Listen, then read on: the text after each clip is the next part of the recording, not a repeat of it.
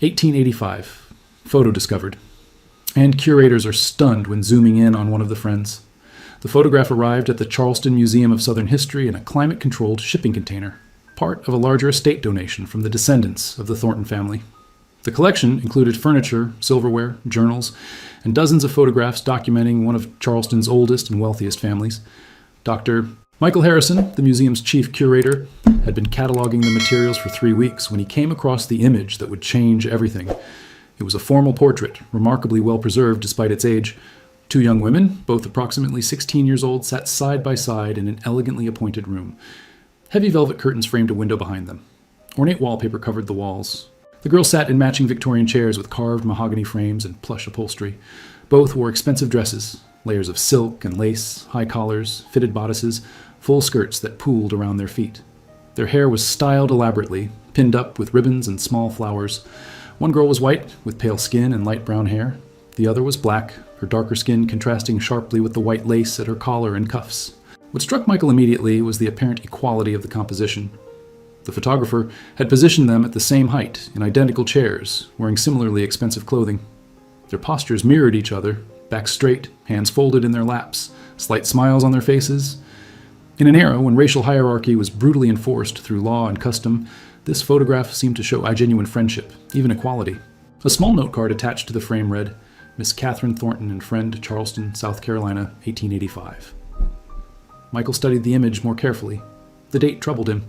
This was 1885, 20 years after the end of the Civil War and the abolition of slavery, but also during the period when Jim Crow laws were solidifying across the South. Interracial friendship, especially between young women of apparently similar social standing, would have been highly unusual, even scandalous in Charleston society. He photographed the image with his high-resolution camera and uploaded it to his computer. As the file loaded, he began zooming in, examining details that weren't visible to the naked eye. He started with the white girl, Catherine Thornton. Her expression was relaxed, confident. Her hands rested easily in her lap. Her dress showed intricate embroidery, likely custom-made. Then he zoomed in on the black girl, and his breath caught in his throat. Under magnification, subtle details emerged that transformed Michael's understanding of the photograph. He started with the young woman's face. Her smile, which had seemed genuine at first glance, looked strained under closer examination. Her jaw was slightly tense, her eyes not quite focused on the camera but looking past it, as if at someone standing behind the photographer. Michael zoomed in further on her hands, folded primly in her lap, just like Catherine's. But there was a crucial difference. Her knuckles were white with tension, gripping each other with visible force.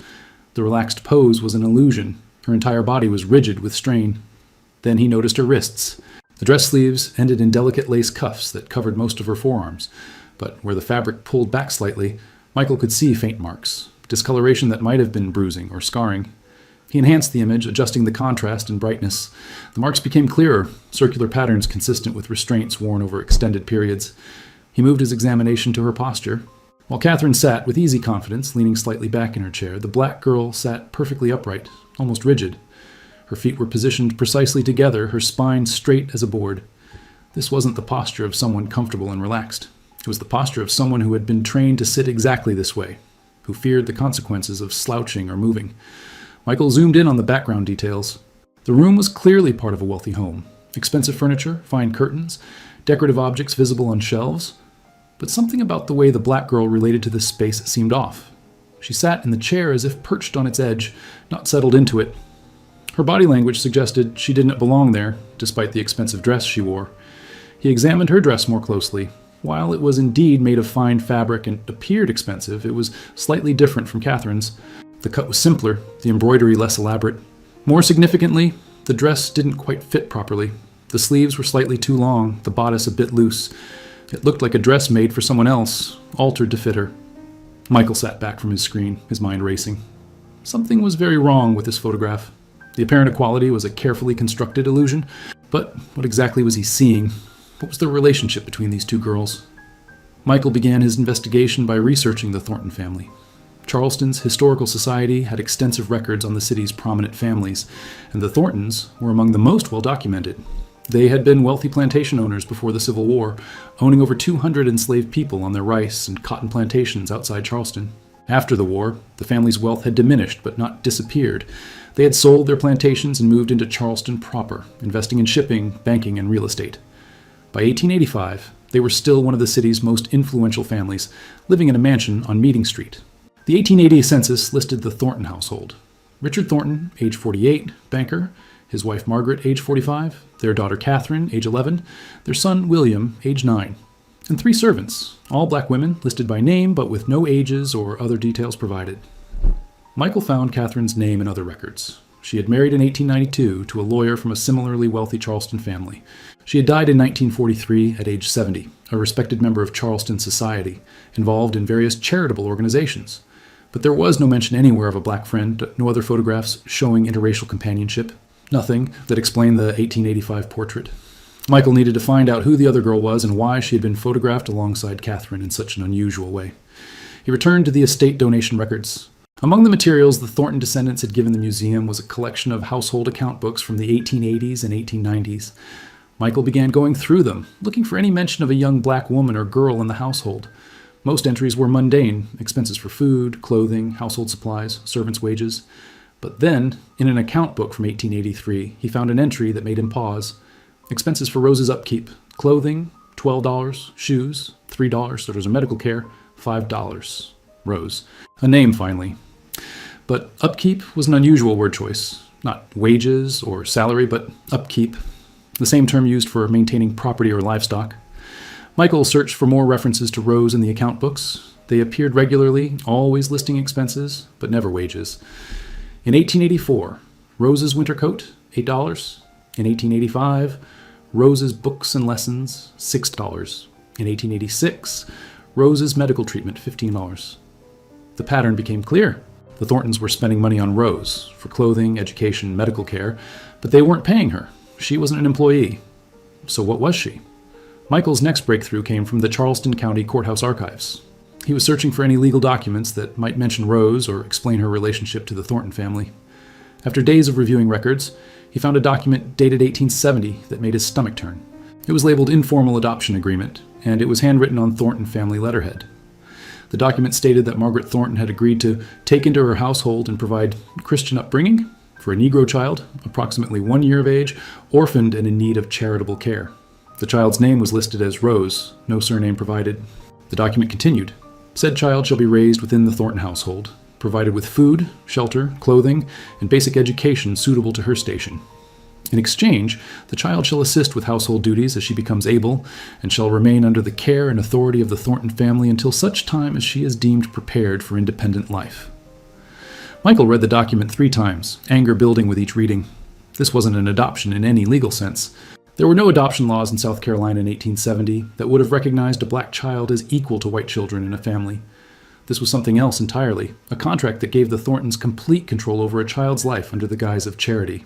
The document had no signatures from Rose's biological family, no indication of their consent or even their identity, just Margaret Thornton's signature and the witness signatures of 2 other prominent Charleston white families. Michael searched for Rose's origins. Birth records for black children in South Carolina in the 1860s were sparse and often incomplete, especially during and immediately after the Civil War. But he found a possible match.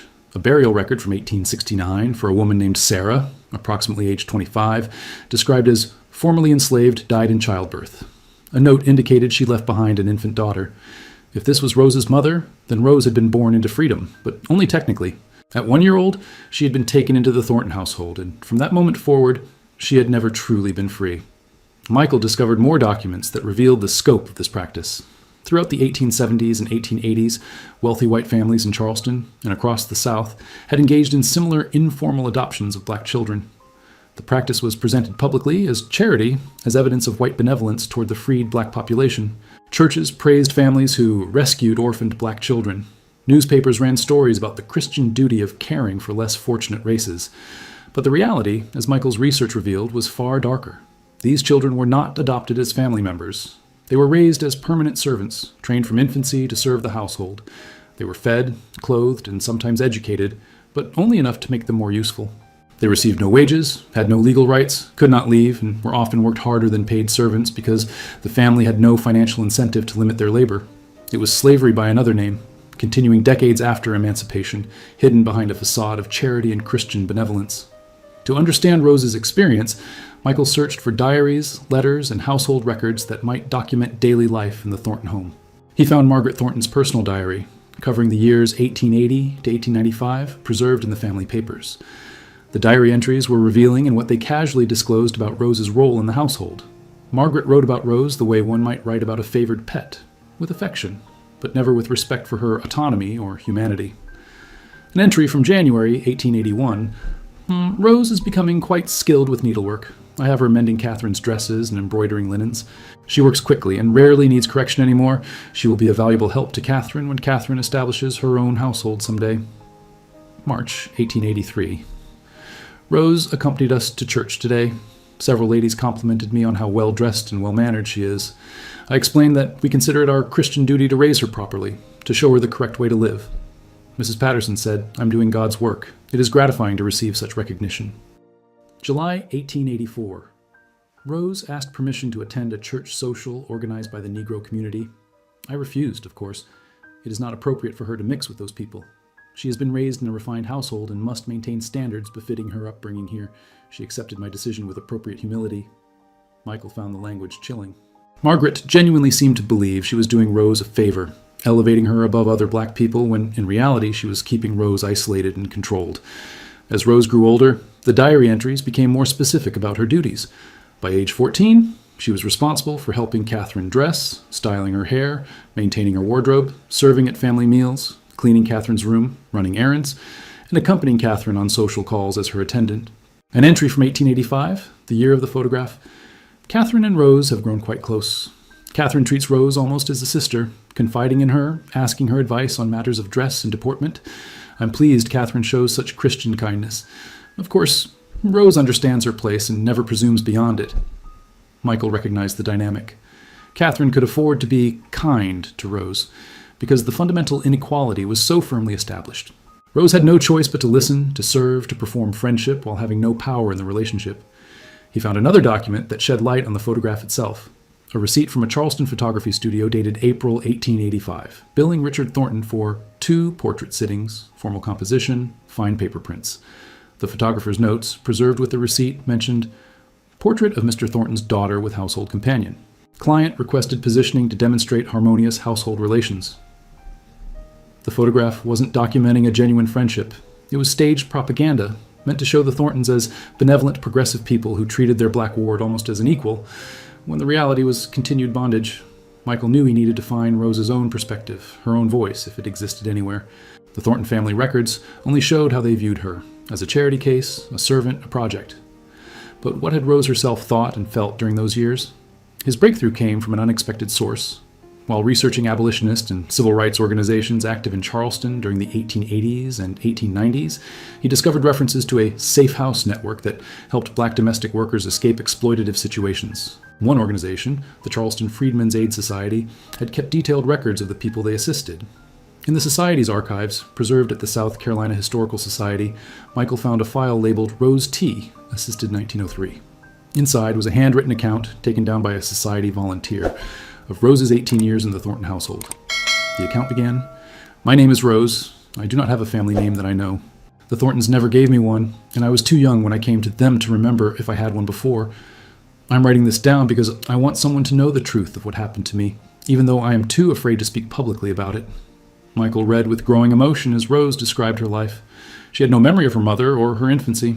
Her earliest memories were of the Thornton household, of being perhaps 3 or 4 years old, already being taught to fetch things, to be quiet, to obey instantly. "Mrs. Thornton told me I should be grateful," Rose wrote. "She said I had been saved from a life of poverty and ignorance. She said Negro children like me usually grew up in filth and sin, but she had rescued me and was raising me to be better. I believed her for years. I thought I was lucky." Rose described her education. She had been taught to read and write, but only enough to read recipes, shopping lists, and simple instructions. She was taught arithmetic sufficient for household accounts. She learned fine needlework, cooking, cleaning, and all the skills necessary to run an upper-class household. But she was never taught history beyond Bible stories, never exposed to literature or ideas that might give her a broader understanding of the world. "I thought all Negro people lived like me," Rose wrote. "I thought we all lived in white households, serving white families, grateful for their care. It wasn't until I was about 12 that I began to understand this wasn't true, that there were Negro people who worked for wages, who had their own homes and families. But Mrs. Thornton said those people were different from me, that I had been raised better, that I belonged with them." Rose described the psychological isolation. She was not allowed to form friendships with other black people. On the rare occasions when she encountered other black domestic workers, she was forbidden from speaking to them beyond brief, polite greetings. She attended church with the family, but sat in a separate section. Not with the white family, but also not with the black congregation. Miss Catherine was kind to me, Rose wrote, but it was the kindness of an owner to a favored pet. She liked having me brush her hair and listen to her talk about her suitors and her plans. She gave me her old dresses and sometimes shared her desserts with me. She thought this made us friends, but friends can leave each other's company. I could not. Rose's account included specific details about the day the photograph was taken.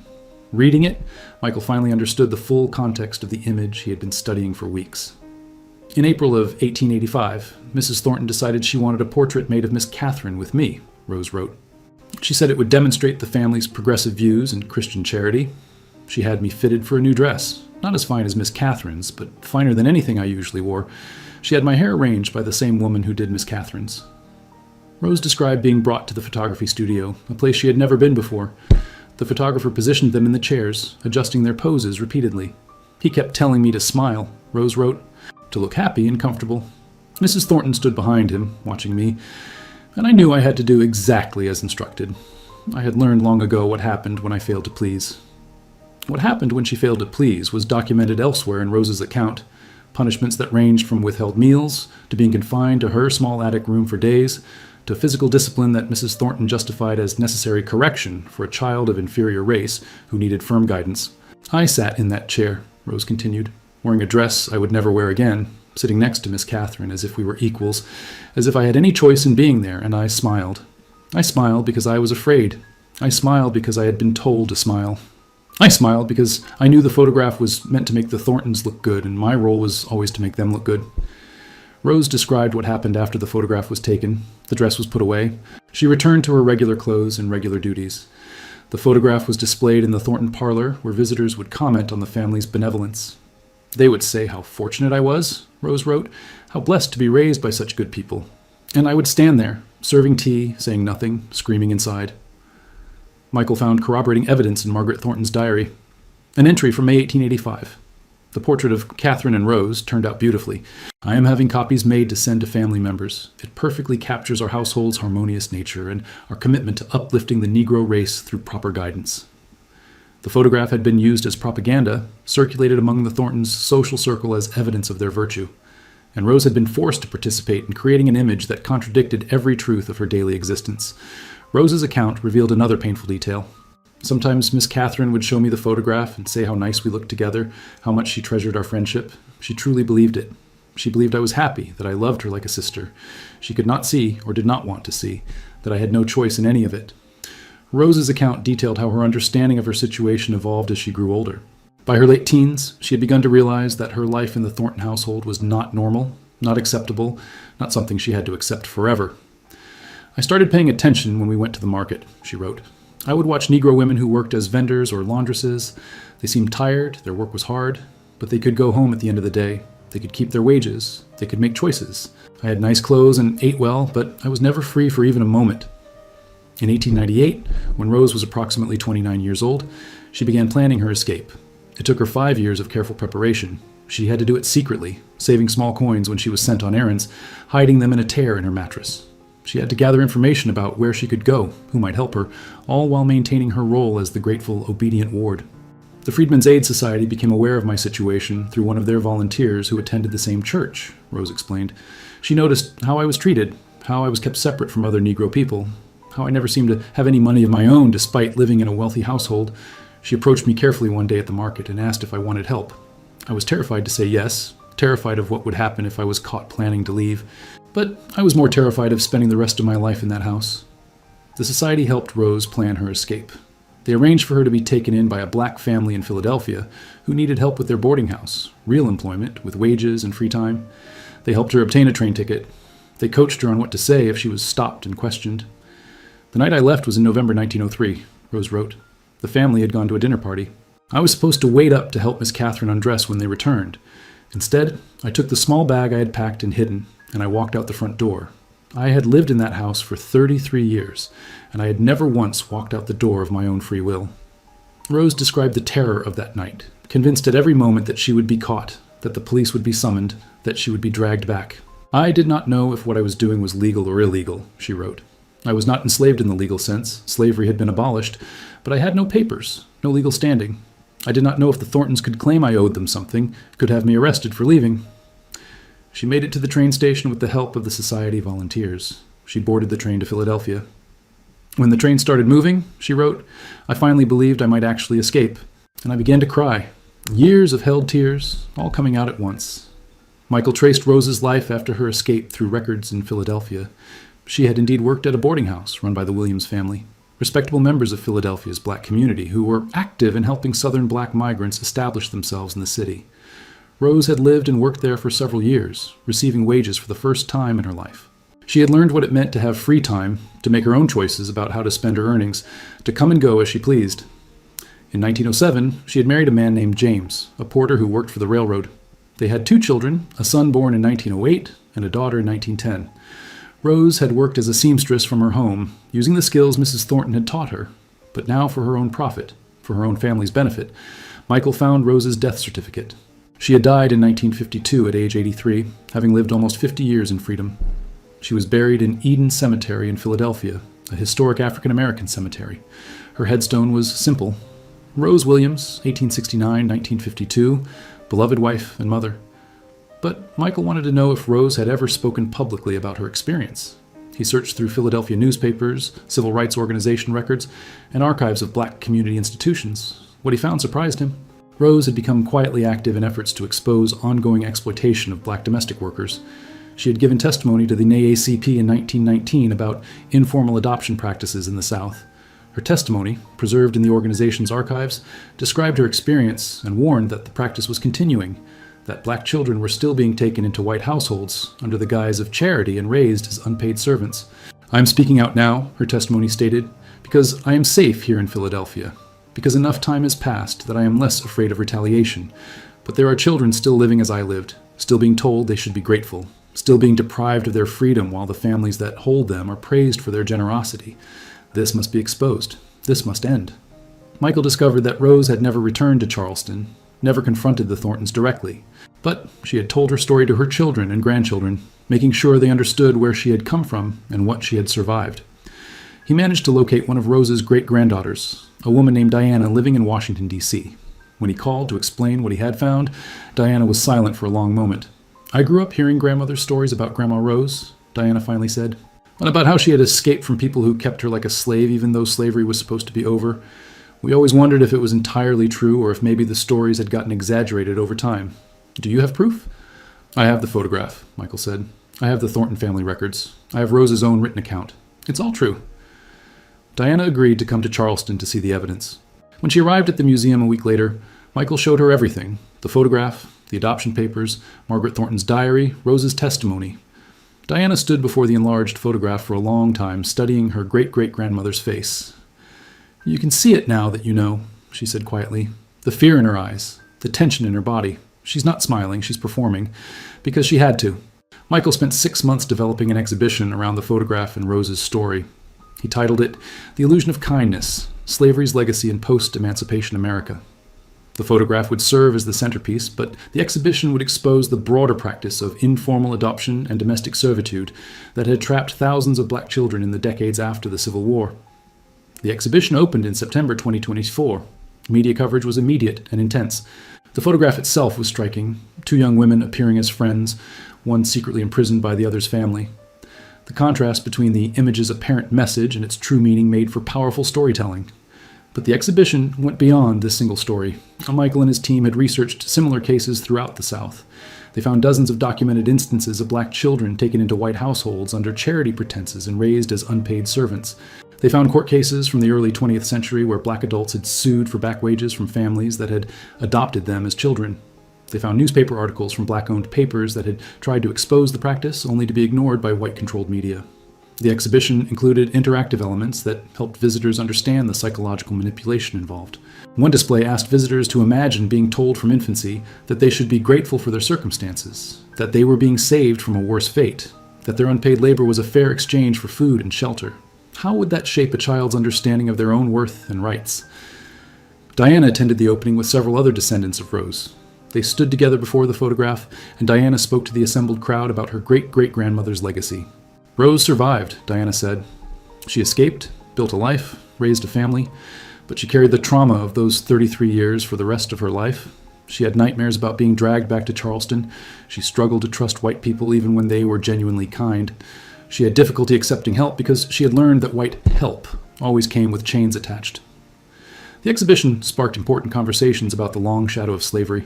Even after legal emancipation, systems of control and exploitation had persisted, adapted, found new forms. The photograph became a symbol of how appearances could deceive, how claims of benevolence could mask cruelty, how racism could disguise itself as charity. Academic papers were written analyzing the informal adoption practice and its place in the broader history of racial oppression. Genealogists began researching their own family histories, looking for similar cases. Several more photographs were discovered showing black children and teenagers positioned alongside white families in ways that initially appeared to show integration or equality, but upon investigation revealed exploitation. The Thornton family descendants issued a public statement acknowledging their ancestors' actions. "We cannot undo the harm that was done to Rose," the statement read. "We can only acknowledge it, learn from it, and commit to working against systems of oppression that continue to this day. We are donating a significant sum to organizations that support survivors of human trafficking and domestic servitude in Rose's memory." Michael continued his research, expanding it into a book about post-emancipation servitude practices. But he always returned to that photograph, to Rose's face, to the truth hidden in plain sight. One day, a year after the exhibition opened, a young woman approached him in the museum. She was perhaps 20 years old, a college student studying history. "I saw the exhibition," she said. "I saw Rose's photograph, and I started thinking about my own great-grandmother's story. She was raised by a white family in Mississippi. We always thought she had been adopted, that they had been kind to her. But now I'm wondering if maybe there's more to the story. How would I find out?" Michael helped her begin her research, and as he did, he thought about Rose, about how she had finally spoken her truth, about how that truth was now helping others recognize and name their own family histories. The photograph from 1885 no longer deceived anyone who looked at it. The illusion of friendship had been stripped away, revealing the reality of captivity. Rose's forced smile had become testimony. Her silent suffering had found its voice. And 139 years after that image was created, she was finally free, not just from the Thornton household, but from the silence that had protected her captors and erased her truth.